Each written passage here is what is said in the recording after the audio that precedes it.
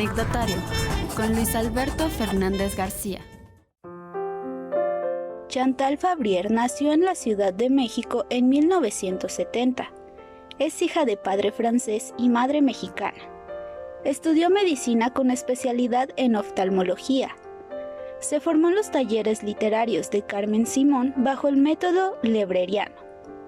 En 2012 terminó su primera novela, Apuntes de una estudiante de medicina. En 2018 publicó el libro de cuentos La doble línea, bajo el sello de Fondo Editorial de Querétaro. Ganó el primer lugar del concurso de cuento en español 2020 del Festival de Escritores de San Miguel de Allende con el relato La máquina de llorar. Actualmente ejerce como oftalmóloga en la ciudad de Querétaro. Hola, ¿qué tal? Bienvenidas, bienvenidos a este anecdotario de TV UAC. Nuestra invitada de hoy es médica, cirujana, oftalmóloga, pero escribe relatos y es más allá del hobby porque tiene premios literarios. Chantal Fabrier, ¿cómo estás, Chantal? Muchas gracias. Muy bien, muchas gracias por la invitación. Nos da mucho gusto. Contenta de estar aquí en este hermoso patio que no conocía. Pues es de los más bonitos de la ciudad, sí, ciertamente. Ahora veo. Has ganado premios literarios, a ver, platícanos. Bueno, sí, en el 2020 tuve la fortuna de ganar el premio del concurso de cuento en español del Festival de Escritores de San Miguel de Allende. Es una historia curiosa porque es un festival, la verdad, con buena reputación. Sí, o sea, sí hay escritores internacionales, sobre todo norteamericanos, pero de todo. Una tía mía me escribió y me dijo que venía. Ella vive en Canadá es como un curso realmente, y que si me había inscrito. Y le dije, no, está carísima la inscripción. Y sí, Del curso. Sí, no, es como boleto a Europa casi. Ajá. Y entonces me dijo, bueno, pues te deberías de meter al concurso de cuento, porque ya vi que hay un concurso de cuento y, además del premio, te dan la inscripción a todo el curso. Bueno, está bien. Entonces, ella fue la que me dijo. Ahí te tentó. Sí, y le dije, bueno, pero ¿en inglés? Y me dijo, no, pero también hay uno en español.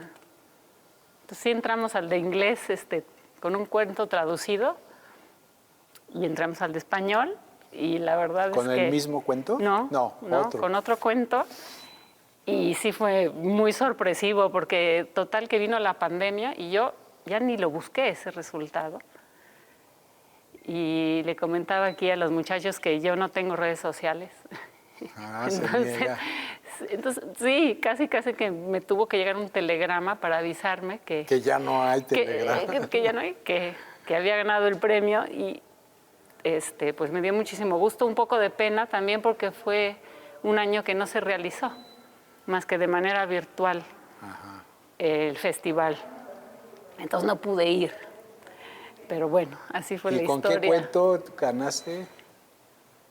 Es un cuento de estas historias que pueden suceder en la vida real, que parecen más asombrosas que si fueran inventadas. Y es el cuento, se llama La máquina de llorar. De llorar. Y es un cuento de, no sé si alguno de ustedes ha conocido estos bebés robots que ahora le dan a los chicos en las prepa. Para que no se animen tan rápido. Para que no se animen tan rápido. Y entonces, sí, yo tuve uno de esos un fin de semana en mi casa con mi hijo mayor y fue una experiencia de la que no podía más que salir un relato, porque de verdad... Aterradora. De hecho, el primer relato que salió, tenemos un grupo de amigos que nos juntamos cada 15 días a escribir, bueno, más bien a leer lo que hemos escrito, y es fantástico, ¿no? Porque realmente yo creo que nunca he publicado nada ni intentado que no pase por ese filtro. Es un filtro muy duro en el sentido de que sí, sin clemencia alguna. Ajá. Pero bueno, Esos amigos. mejor que sea entre amigos a que sea cuando ya está publicado, ¿no? Sí. Y me acuerdo que la primera versión de este cuento, que se llama La máquina de llorar, había resultado así como de Chucky, el muñeco diabólico. Casi, casi. Y ya se fue modificando hasta llegar a este cuento. Sensacional. Y ese cuento, ¿dónde lo pueden leer? Yo ya lo leí, pero no tienes redes, pero se puede... No, sí, pero ese sí está en la nube, digamos, porque si entras a la página del Festival de Escritores de San Miguel, en la parte de español, ahí está, en línea. Ese cuento sí se puede leer en línea. El premio, ¿y luego tomaste el curso o no? Sí, tomé algunos en línea. Algunas tomé sesiones. algunas, pero sí fue un poco una pena porque, bueno, pues haber ido y hubiera sido bueno. Habrá que volver a concursar.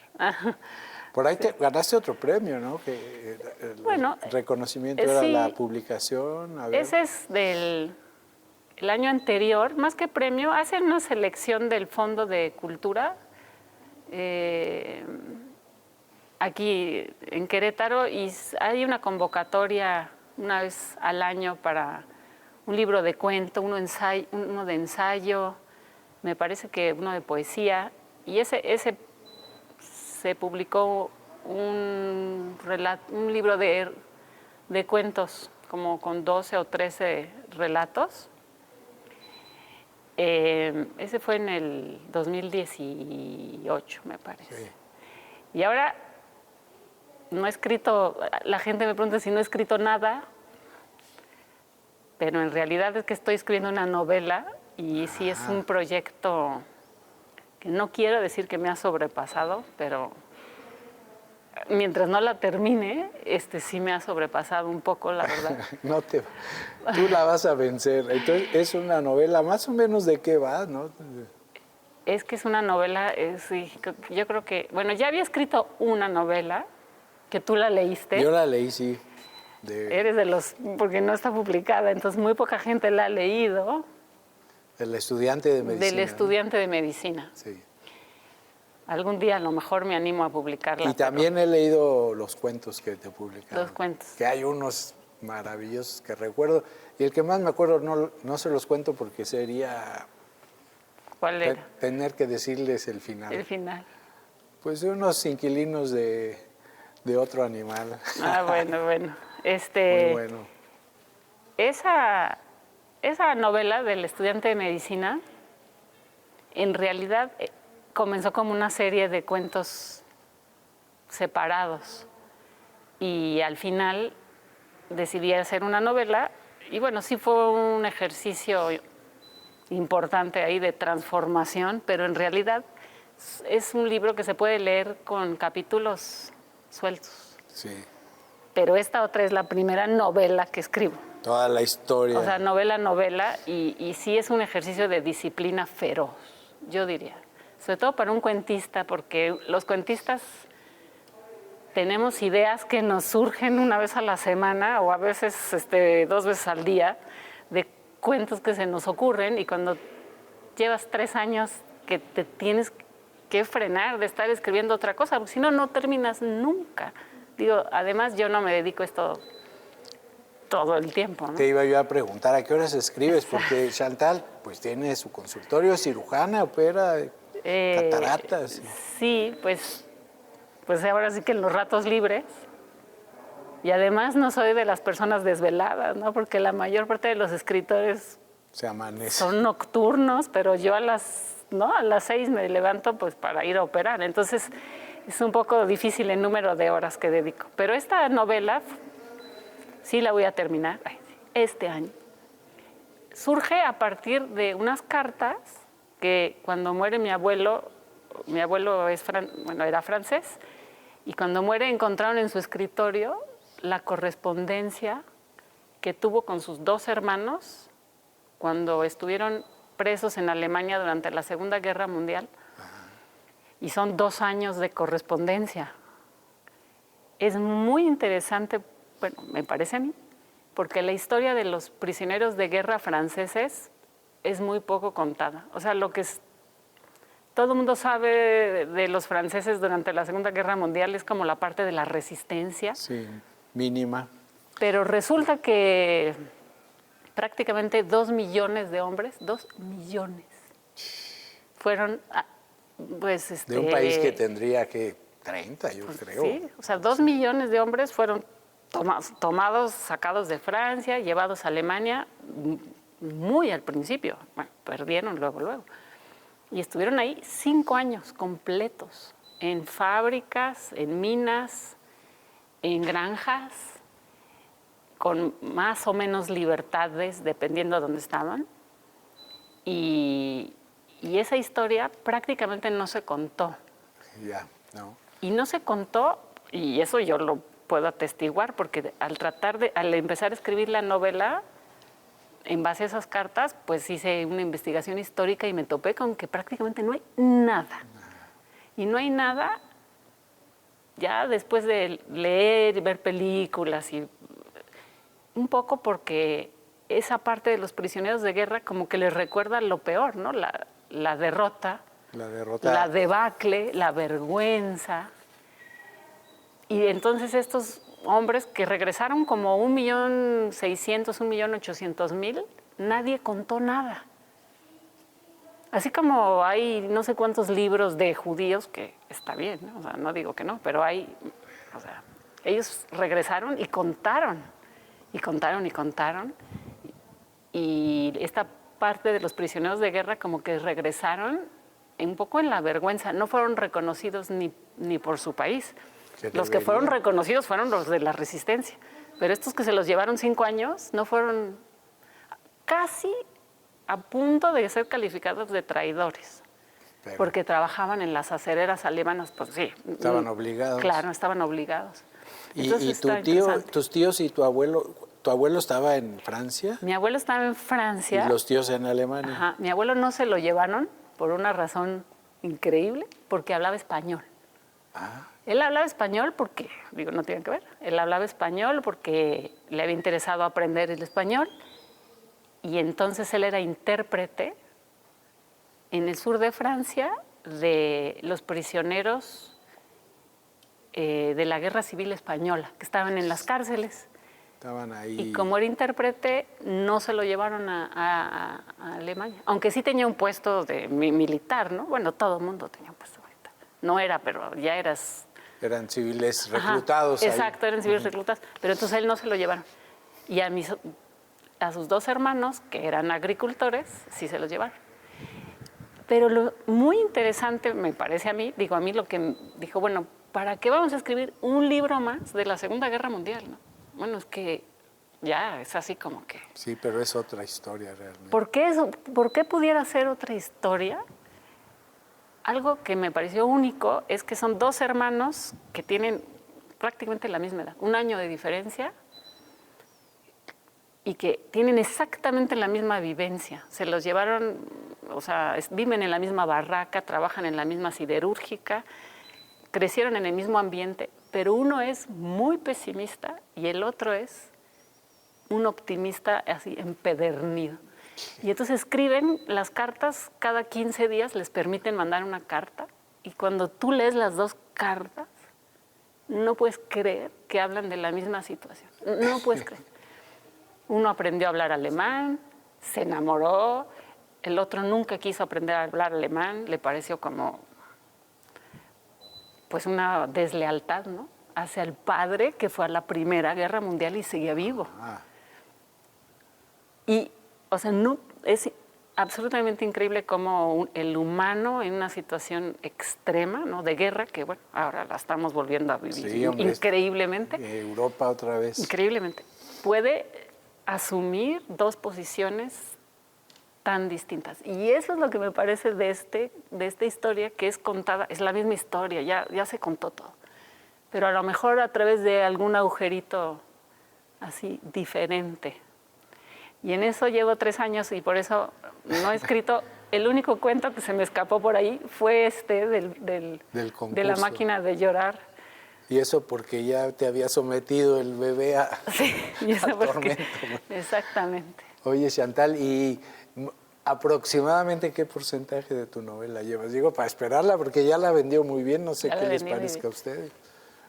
Pues voy en el capítulo 17, pero se ha retrasado por lo siguiente. Yo ya tenía como enfilado el final y el año pasado pude ir a Francia y conocer esta parte de la familia que la verdad no la conocía yo bien. Conocer a los hijos de uno de los que estuvo allá en Alemania. Y entonces tiene 5 hijos y platiqué con 4 de ellos y muchas de las cosas que yo había imaginado pues no eran. No eran así. Y yo decía, bueno, pues es lo que ahora los gringos llaman, ¿no? Ficción, realistic fiction. Tú puedes inventar lo que quieras. Claro. Pero ya cuando regresé y esto pasa, que luego la verdad es más interesante que lo que inventaste. Y entonces dije, va para atrás como 10 capítulos y ahí voy otra vez. Pero no, yo creo que ya me faltan como 3 capítulos. Ya, o sea que- bueno, vamos a esperar tu novela. A ver si es cierto. Una parte fue fácil, porque con las cartas, con fechas, etcétera, puedes hacer la investigación histórica.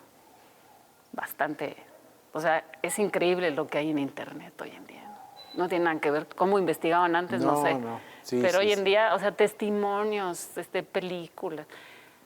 Pero luego esas cartas, el libro está dividido en 2 partes.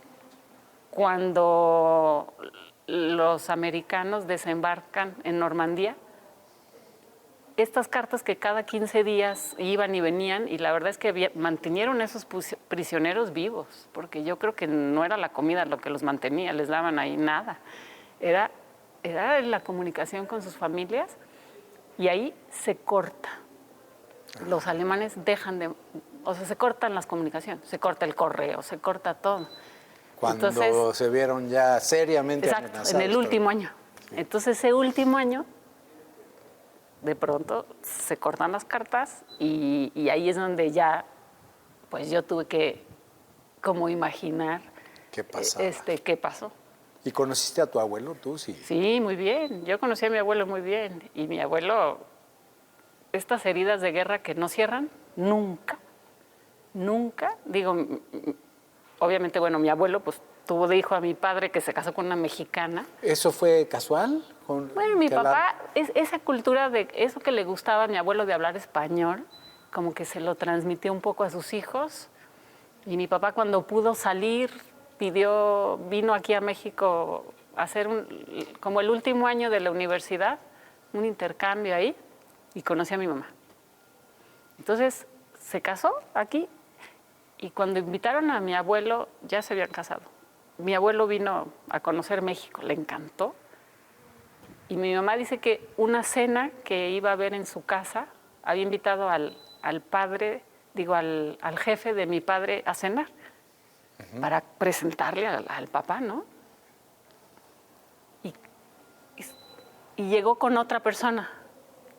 Y resulta que esa otra persona, que era el encargado de América Latina, o sea, todavía arriba, el más importante de todos, era Fritz, Hans, quién sabe qué. Y mi mamá dice que mi abuelo no bajó a cenar. No, es que claro, no. O sea, 30 años después, en algo que no tenía nada que ver, y mi mamá dice, ¿cómo les explico? No, pues le dolió el estómago, porque ya ven que aquí en México se enfermó. Y quitó el lugar y no bajó a cenar. Entonces, sí hay unas heridas que no cierran nada más nunca. Y yo ahorita le digo, o sea, en mi casa, si ponen las noticias de la guerra que hay ahora, no puedo ni verlas, porque es increíble. Estas cartas que fueron escritas en 1940, lo que ahí narran en los refugios, y, o sea, es muy bien escrito, hay que decir. Lo que ahí narran es que no pierde vigencia. Y yo que llevo 3 años leyendo esas cartas, o sea, no puedo ver, no lo puedo creer así, lo que pasa y lo vigentes que son estas vivencias no pierden Tengo dos curiosidades, veracidad. Chantal. Una sobre tus tíos. ¿Quién te narra mejor, el pesimista o el optimista? El pesimista. Sí, eso estaba yo pensando así. Sí, El pesimista, es que el pesimista entra más como en la filosofía de por qué nos está pasando esto y el tiempo perdido. Habla muchísimo del tiempo perdido, Sí, ¿no? pobres, Que eso pues. de estos años que no van a recuperar nunca. Y yo creo que hace más introspección el pesimista. Bueno, pues así es. Bueno. Tiene más. Esa era una curiosidad. Y otra, Sí. ¿a qué horas escribes? Es decir, sí, ¿a qué horas escribes si tienes disciplina ahí de ponerte? Bueno, pues luego en la tarde, ya tengo hijos que ya crecieron, entonces entran y salen y no doy consulta todas las tardes, doy 2, entonces luego el fin de semana. En la tarde das 2 consultas y al escritorio. O sea, en la tarde 2 días a la semana doy consulta, luego tengo unas tardes más libres y luego el fin de semana. La verdad es que siempre hay tiempo, ¿eh? Uno busca excusas y esa palabra de procrastinación aplica muchísimo a la escritura. O sea, siempre cuando te empieza a costar trabajo, por lo menos a mí, luego empiezas con ese closet que tienes que arreglar, ya sabes. Y la desidia. Pero bueno, pues hay que sentarse ahí y pues escribir. Pero bueno, yo espero terminar esta novela y no sé si voy a escribir otra, la verdad, porque Yo creo que sí, hombre. no sé si de alma sí soy como más cuentista. Es otro, no sé, es como ser velocista de 200 metros y ser maratonista. No es que sea más corto el cuento que la novela. Es otra profesión.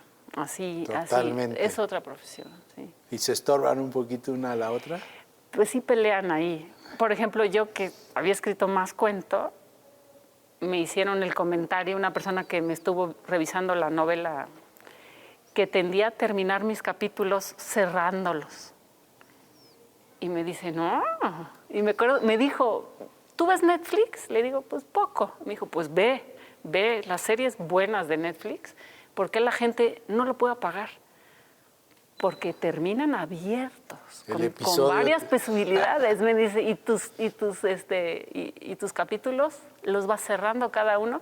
Me dijo, eso es un vicio de cuentista. ¿Sí? Ah, buen amigo, Sí, ¿eh? es un vicio de cuentista. Buen maestro tu amigo. Así es. Muy bien. Bueno, muy bien. ¿Desde cuándo escribes? ¿Cuándo te diste cuenta? Ya nos tenemos que ir, pero... Ya nos tenemos que ir. Pues yo creo que desde adolescente. Desde adolescente. Pero así el curso formal, de así, tomar clases, etcétera, como desde hace 20 años, más o menos. Con Carmen Simón, que ella vive en Barcelona, pero aquí vivía antes. Pues a todo dar. Fíjense que yo conozco muchos médicos, muchos, que aparte de su profesión, les da por algún arte. Unos la música, otros pintan y otros escriben. Sí. Que nunca he encontrado. Pues está uno en contacto con la naturaleza humana en permanencia. Y yo creo que es eso. Eso será. Gracias, Chantal. No, pues gracias por la invitación, por compartir. Y ahorita voy a visitar aquí la facultad. Date tu vuelta en este patio barroco. Y gracias a ustedes por su amable atención. Hasta la próxima semana, misma hora, mismo lugar.